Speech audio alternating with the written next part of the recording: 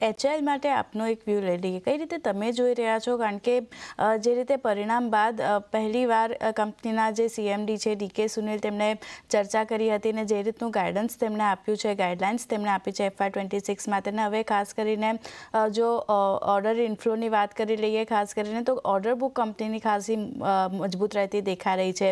Defence ઇતિહાસનો અત્યાર સુધીનો સૌથી મોટો ઓર્ડર 65,000 કરોડનો કંપનીને મળતો દેખાઈ રહ્યો છે, અને નવા ઓર્ડર પણ કંપનીને મળતા દેખાઈ શકે છે. જે રીતના અનુમાન બનતા દેખાય છે, સમાચાર બનતા દેખાઈ રહ્યા છે, સરકાર સ્પેન્ડિંગ જે છે ઇન્ફ્રા પર વધારી શકે છે.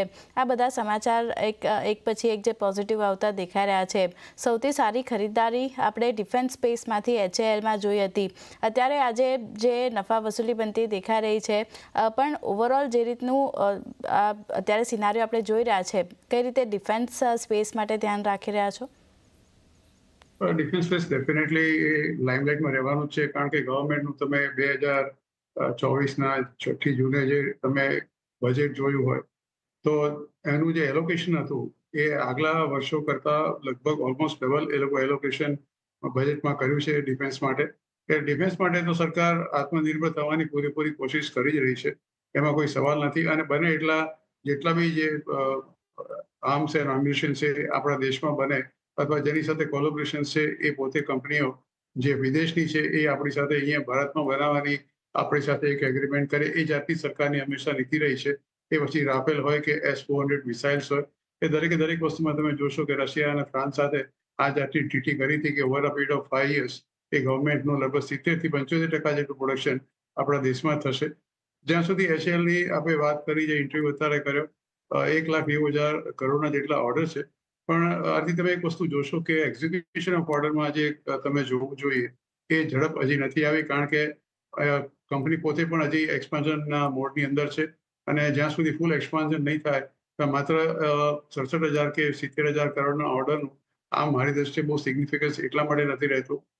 તમે જુઓ ફિગરો માર્ચ 2024ના, તો જે 6 મહિનાના તમે ફિગર જુઓ તો 20,829 કરોડનો એમનો વેચાણનો આંકડો હતો.